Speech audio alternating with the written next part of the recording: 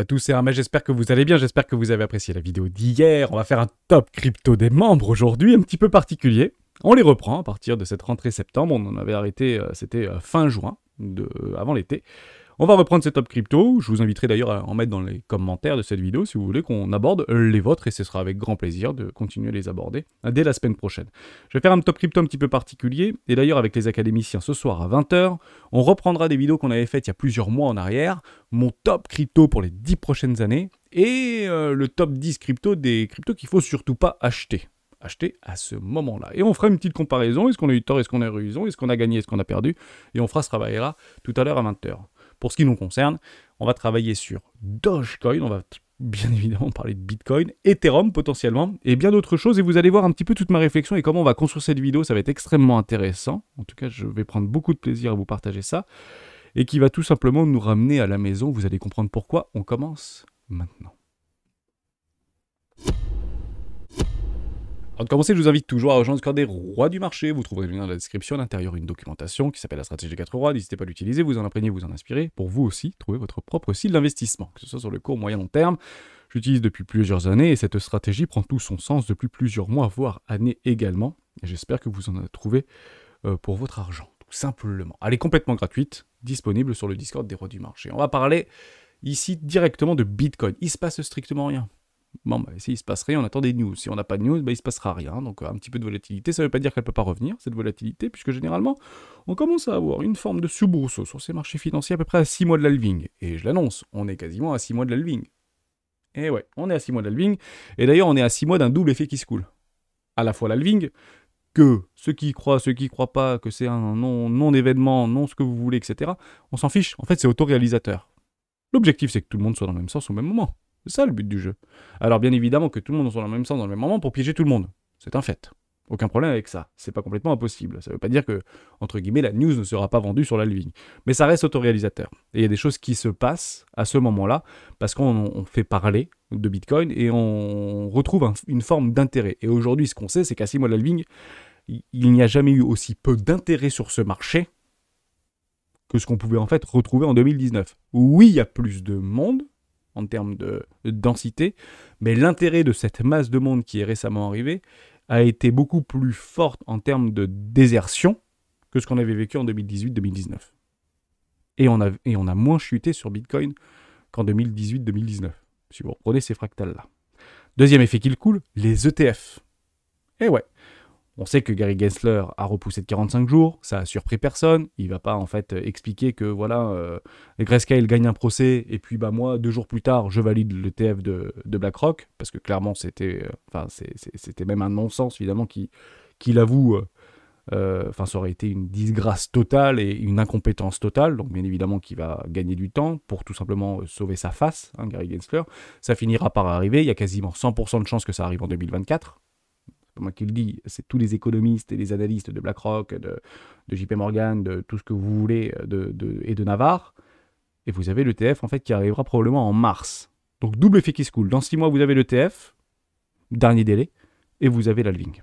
Tous les dossiers sont là, les dossiers sont complets, les dossiers sont validés, les dossiers sont acceptés, les dossiers sont en cours d'examen. Il n'y a pas besoin de pièces complémentaires, il n'y a pas besoin de tout ça. Donc vous aurez un double effet qui se coule dans 6 mois.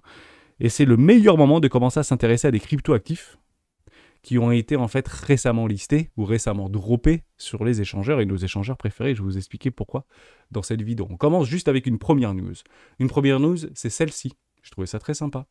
Elon Musk et le Dogecoin. Le livre révèle les liens secrets entre le milliardaire et la crypto. Je crois que ça sort le 14. Intitulé le mardi 12 mai, une nouvelle biographie d'Elon Musk qui s'appelle Elon Musk, bien évidemment.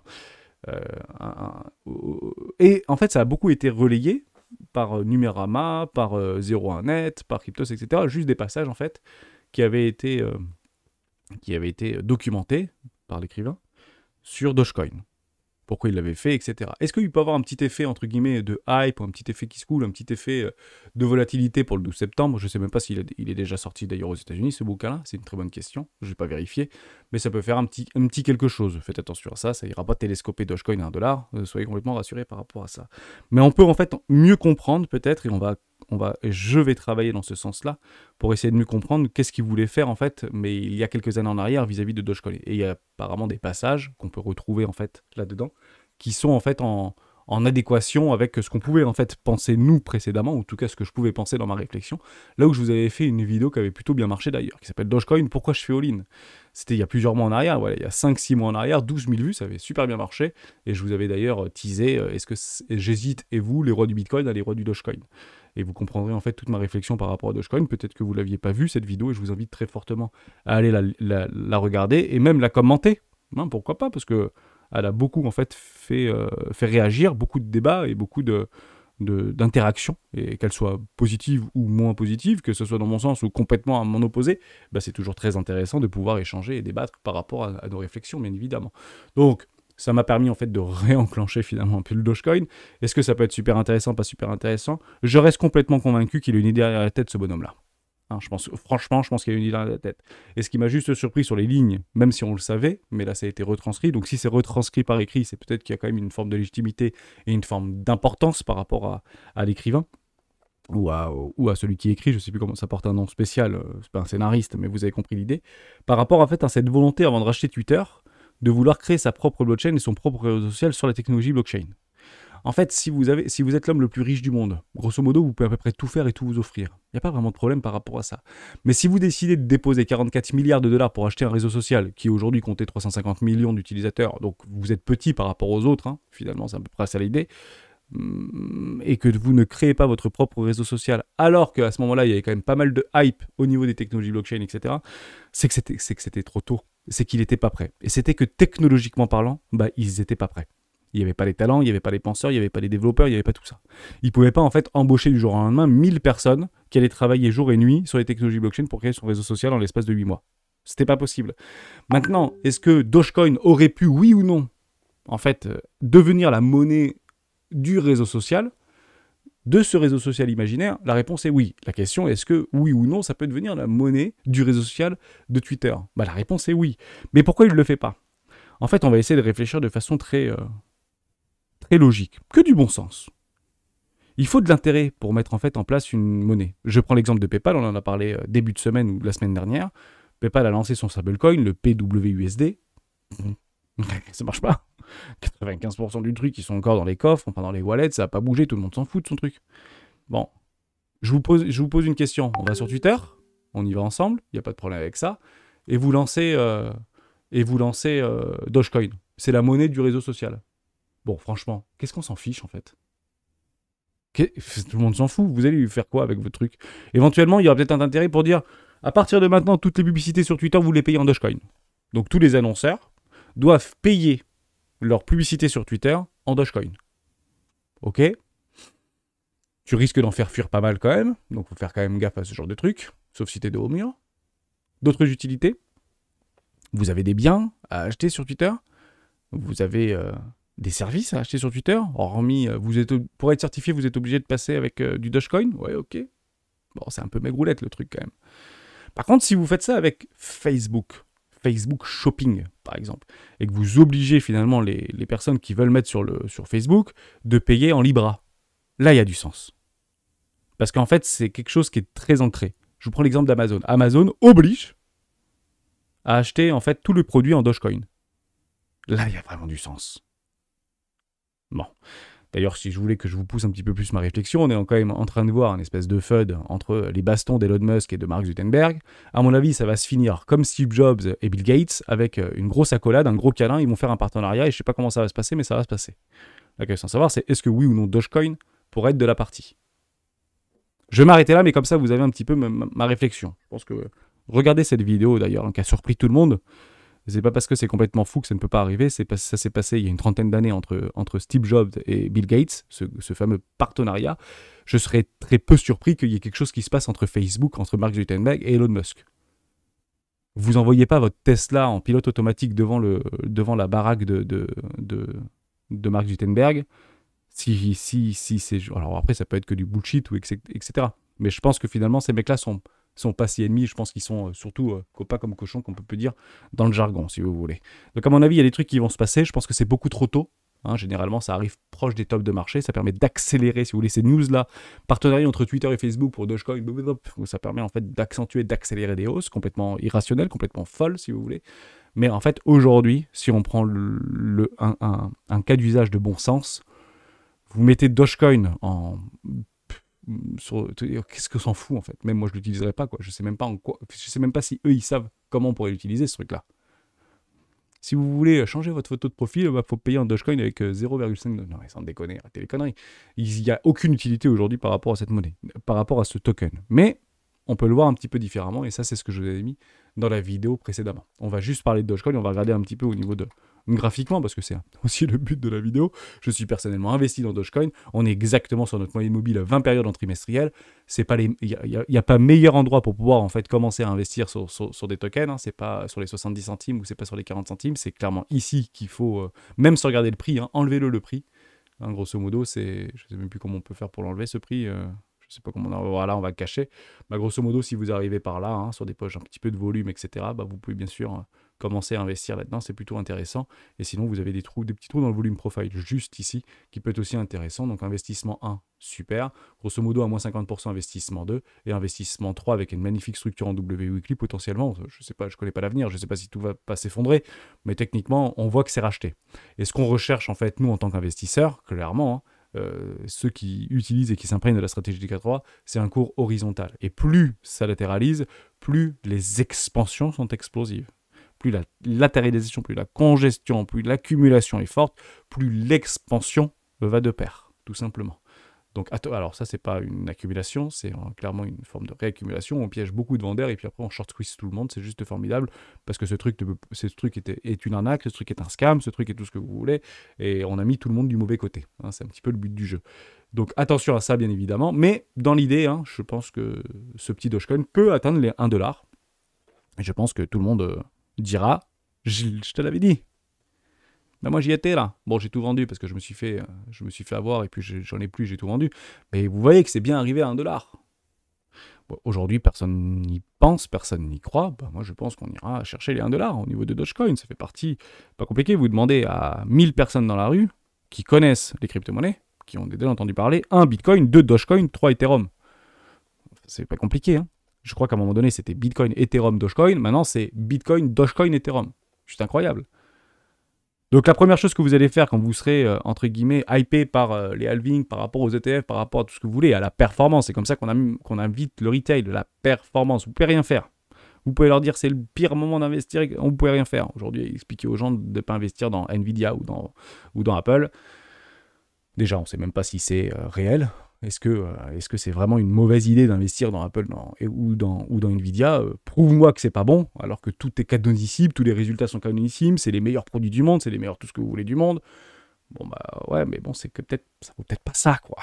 Bon. Aujourd'hui, je peux probablement vous dire que Dogecoin vaut peut-être plus cher. C'est ça qui est intéressant. En tout cas, il a des possibilités. Pourquoi? Parce qu'aujourd'hui, il n'y a pas réellement d'usage. Donc soit ce truc vaut beaucoup, soit ce truc vaut zéro. S'il n'y a pas vraiment d'usage. Et c'est comme ça qu'on va essayer de parfaire et de trouver en fait des tokens qui vont pouvoir finalement s'apprécier hein, en termes de valeur et non pas forcément en termes de volatilité de prix. D'ailleurs, on peut retrouver des formes de parallélisme. Si on reprend par rapport à l'halving de... Je ne sais plus c'était quand l'halving de Bitcoin, c'était en mars, je crois. Quelque chose comme ça, je ne sais plus. Mais vous allez retrouver en fait en 2020 une très forte en fait... volatilité. Bon, il y avait toujours une volatilité, mais si vous reprenez d'autres tokens, parfois vous voyez une forme de latéralisation, il y a un retour de volatilité à 6 mois, 7 mois de l'halving, et après, bon, ça part to the moon, c'est juste formidable, on est tous contents, et puis YOLO l'abricot, ça fait mal. Beaucoup diront c'est beaucoup trop cher, il faut aller en acheter là, oui, bon, c'est juste un peu trop tard, et aujourd'hui, c'est tout simplement pas les mêmes codes. Avant Elon Musk, et après Elon Musk. Donc à un moment donné, il faut aller dans ce sens-là. Je ne dis pas qu'il faut faire all-in, je dis juste que ça peut en fait changer quelque chose. En tout cas, il a aujourd'hui les moyens de l'introduire, si vous voulez. C'est ça qu'il faut comprendre. Il a, lui, les moyens de l'introduire au sein de son réseau social, au sein de tout ça, même si aujourd'hui, il n'y a aucune utilité à l'avoir. On continue avec un autre token, je vais accélérer, qui s'appelle le CHSB de Swissborg. Je trouvais ça très intéressant. Pourquoi? Parce qu'on a eu une petite news très sympathique, c'est que Binance tease Swissborg par rapport à la vente de Fiverr. Donc j'imagine qu'il y a des parties prenantes, je pense qu'ils ont reçu quelques millions de dollars en tokens, vous m'avez compris l'histoire, par rapport à l'application du réseau social Web3, qui est d'ailleurs une application qui est la plus prometteuse, mais de quoi? C'est ça qui est intéressant à savoir. Ok, Fiverr, d'ailleurs, on va en parler. On va essayer d'ailleurs de rencontrer leurs fondateurs. Ça peut être sympa. Ils sont très proches de Swissborg. Ils vont faire partie de leur launchpad. Copain avec Binance, c'est juste formidable qu'ils le teasent. Franchement, c'est de la hype. Ça va probablement faire réagir le token CHSB plutôt à la hausse d'ailleurs, dans les mêmes configurations de marché que tous nos tokens préférés. Si on reprend un petit peu la narrative vis-à-vis de cette forte latéralisation sur crypto.com, il n'y a aucun problème avec ça. On est dans une magnifique zone de rechargement d'achat première classe. On est juste en dessous d'un 618. Vous avez d'ailleurs des petites pointes ici, c'est très intéressant à observer. Des petites pointes de liquidation ici, en fait, comment ça s'appelle? On peut appeler ça des exit liquidity, ou de la chasse à la liquidité, c'est aussi complètement possible, hein, bien évidemment. Mais c'est aussi en fait des gros portefeuilles. On peut le prendre comme ça aussi, dans des formes de forte latéralisation, lorsque le marché ne bouge pas, ou des très gros portefeuilles prennent des portions et qui font réagir le prix très vite parce que les carnets d'ordre sont extrêmement limités, extrêmement maigres. Il faut le comprendre comme ça. On en voit deux, hein, on en avait parlé hier d'ailleurs avec les académiciens au niveau de Secrets, juste ici, où on pouvait prendre des plays dessus, et personnellement j'avais pris quelques plays en trading contrarien, en trade contrarien, sans aucun indicateur technique. Hein, je vous le dis, juste des retracements Fibonacci, un stop loss et terminé. Et on en a pris, j'en ai personnellement pris deux. J'avais d'ailleurs pris celui-là encore hier ou avant-hier, c'est pour ça que j'en avais parlé, je trouvais ça super intéressant de vous en parler. Mais vous allez voir en fait ce type de choses se reproduire sur pas mal de nos crypto-actifs préférés, dans une forme de décomposition la plus totale, de douleur psychologique, parce que ça continue à se dépresser, ça continue un petit peu à l'image de GLD, ça va finir par mourir, mais en fait vous avez des espèces de rebonds techniques qui sont complètement dingues, de près voilà de 20%, 30%, ici je crois que c'était à peu près 30% également, donc celui-là était parfaitement réussi, voilà 30%, 30%, et vous avez monsieur Hunter, en personne, hein, monsieur Untel, pardon, en personne, qui nous propose lui FLM, le flamant rose. Formidable. Alors là, c'est pas le même délire, mais c'est le même concept, si vous voulez. Encore moins liquide au niveau de FLM. Et vous avez en fait dans cette même narrative par rapport à des petits pocs de liquidité, hein, des poches de liquidité. Donc ici, par rapport à celle-là, boum, le truc qui fait 300%. Donc vous prenez en fait celle-là par rapport à celle-ci, boum, le truc qui va chercher du 100%. Donc de celle-ci par rapport à celle-là, toujours pareil, quand c'est validé, derrière, vous allez chercher du 246%. Ici, vous allez chercher du 340%. Alors, est-ce que c'est de l'exit liquidity? Est-ce que c'est pour exciter les algorithmes? Est-ce que c'est du watch trading? Est-ce que c'est tout ce que vous voulez? Ça peut être aussi dû à des très gros portefeuilles. Donc, regardez du côté du fondamental de FLM. Je trouve ça plutôt pas mal au niveau de la DeFi, etc. Enfin, moi, j'aime bien. Pour le coup, j'ai investissement 2. Si j'ai pris ces investissements, c'est que j'avais une raison.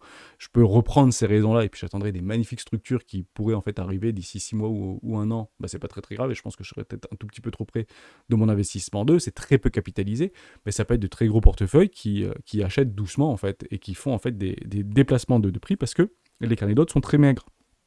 Tout simplement. Comme on peut voir que c'est plutôt de l'achat, hein, plutôt de l'envie d'acheter. Ça, vous le voyez sur l'OBV. Et on voit que l'OBV est très nettement croissant. C'est là, en fait, où vous voyez très bien que c'est clairement de l'achat et c'est pas du mytho, si vous voulez. Hein, et moi, je le vois par rapport à l'OBV. Si vous avez des choses comme ça sur un OBV décroissant, je dis, OK, on est en train d'exit, quoi. On exit, scam le truc, on est en train de faire de l'exit liquidity. Bon, basta.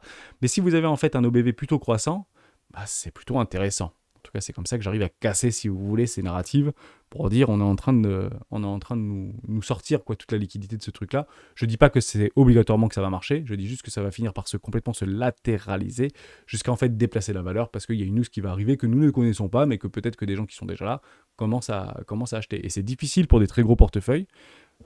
Il faut comprendre qu'il y a quand même des gens qui ont beaucoup d'argent et c'est difficile de faire passer même quelques centaines de milliers d'euros là-dedans. Parce qu'il y a tellement peu en fait de contrepartie que le cours va très très vite à la hausse. Donc pour les petits retails, ça peut être sympa de regarder ça, hein, toujours dans des petites poches, hein, c'est toujours la même chose, vous allez chercher juste les trucs en dessous, ici en dessous, et là vous attendez le prochain. Voilà, on attend ça, jusqu'à temps que ça le fasse plus en fait, jusqu'à temps que ça latéralise complètement, et que ça parte. Et généralement ça peut partir relativement fort. Et souvent à 6 mois en fait, si vous voulez, de la living et de ces magnifiques news qui nous attendent, c'est plutôt propice à ce type de choses parce qu'on commence à retrouver une forme d'intérêt. Voilà pour ça. On continue par rapport et on revient par rapport à CHSB, on revient par rapport à Faveur. Vous avez compris que si vous aimez Faveur, vous pouvez vous intéresser à CHSB puisqu'il rentrera dans leur concept et dans leur protocole de Launchpad. Formidable. Mais en fait, c'est quoi Faveur? Favor, c'est aussi l'application Web3 la plus prometteuse du protocole Lens. Et ouais, donc vous prenez Favor, mais en dessous de Favor, si vous voulez, dans le socle, dans la base même, si vous voulez, vous avez Lens, qui se trouve juste ici. C'est formidable, Lens. Lens Protocol, on avait parlé avec Anthony de Swissborg, cofondateur et directeur de la stratégie. On en avait parlé en décembre 2022 de Lens. On n'a toujours pas eu l'airdrop. D'ailleurs, tout le monde pense qu'on va avoir un airdrop. Pour l'instant, c'est quasiment sûr à 97%. Regardez de votre côté si ça vous intéresse, mais c'est un super protocole de réseau social, complètement décentralisé. Et Favor fait partie, en fait, si vous voulez, utilise le protocole Lens. Ok. Ah, mais ça m'intéresse alors, Lens. Favor, ça m'intéresse. Mais maintenant, il y a Lens qui m'intéresse. Oui, mais Lens est construit sur quoi? Il est construit sur Polygon Matic. Eh oui, vous le voyez ici par rapport à tout l'écosystème, si vous voulez, au niveau des partenaires. D'ailleurs, si vous aimez Lens, faites attention, il y a WorldCoin ici. Je crois que je vous l'ai mis là. Voilà, faites attention, vous avez WorldCoin, vous avez du Polygon Matic, parce qu'en fait, Lens, le protocole Lens, qui est peut-être génial, qui est peut-être sans commune mesure supérieur à tout ce qu'on peut trouver par rapport à la tokenisation des réseaux sociaux, etc., par rapport à leur promesse de pouvoir, en fait, même si vous vous faites chasser de YouTube ou de Twitter par rapport à tout votre compte et toute votre identité numérique, vous pouvez partir à côté, il n'y a aucun problème avec ça, et ben vous avez en fait Polygon Matic. Dès lors, si vous aimez Favor et que vous aimez Lens, bah vous aimez Polygon Matic. Donc on peut aller voir du Polygon Matic. Ouais, ok.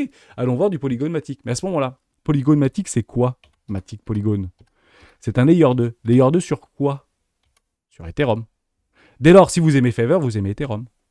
Tout simplement. Et c'est plutôt intéressant d'aller chercher ici par rapport à ces layer 2 au niveau de Ethereum. Tout simplement.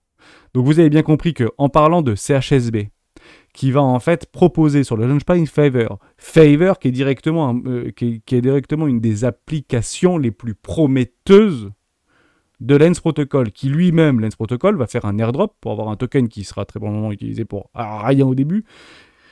L'objectif, c'est de le décentraliser, qui repose sur le protocole transactionnel de Matic Polygon et la sécurité du réseau Ethereum.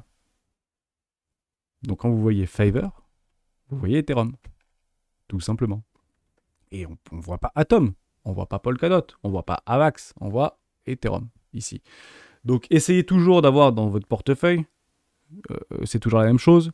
Si on peut partir du principe que Favor, et probablement que c'est un super truc Favor, je ne dis pas du tout le contraire, ça peut surperformer, ça peut faire tout ce que vous voulez, moi j'ai aucun souci avec ça. Mais encore une fois, si vous voulez aller chercher de l'or, bah, essayez d'investir sur les entreprises qui vendent des pioches. Et en fait, celle qui vend la pioche depuis le début en fait, de toutes ces histoires de blockchain, c'est plutôt Ethereum, si vous voulez.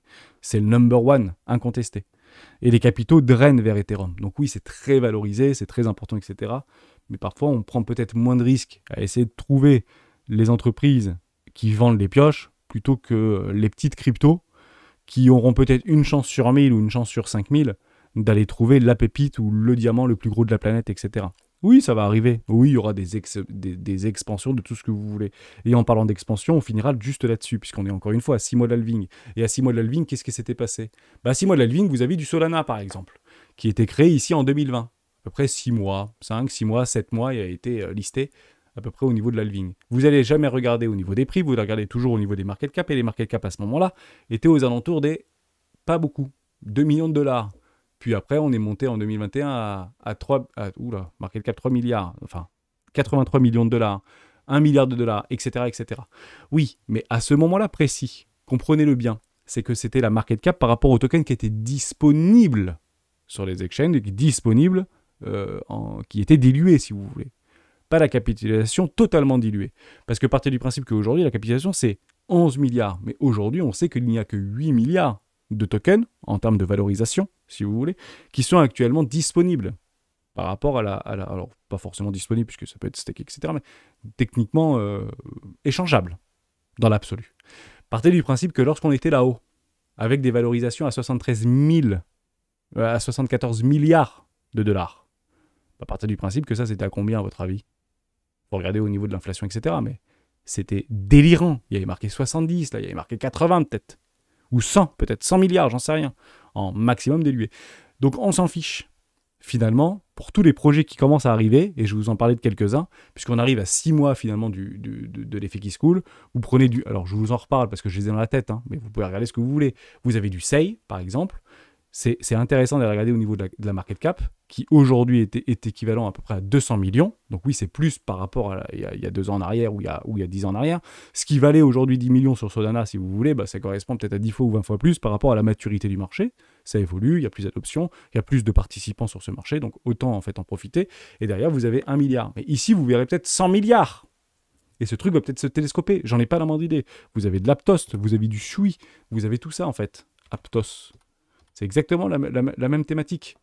Et il ne faut pas en fait se biaiser par rapport au nombre de tokens qui sont actuellement disponibles, qui est aujourd'hui à peu près 20% des tokens qui sont disponibles chez Aptos, sur une valorisation d'1 milliard. Peut-être que ce truc peut monter à 50 milliards, et ici, vous verrez peut-être 250 milliards de capitalisation boursière si c'était complètement dilué, complètement libéré. D'accord ?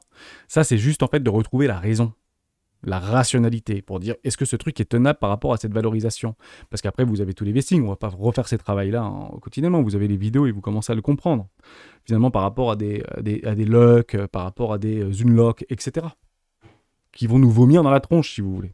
Donc faites attention par rapport à ça, mais clairement, 6 mois avant les halvings, concentrons-nous dès maintenant sur des crypto-pépites qui ont le potentiel de surperformer le marché, parce que très peu de tokens ont déjà été libérés, et ils ont des périodes de financing de 2 ans ou de 3 ans. Et vous allez regarder en fait de façon assez simple que souvent, les plus gros unlocks, si vous voulez, au niveau des VC et au niveau des investisseurs historiques des premières heures, en fait se vomissent maintenant à dans 6 mois vis-à-vis de l'halving par rapport au plus haut niveau de marché.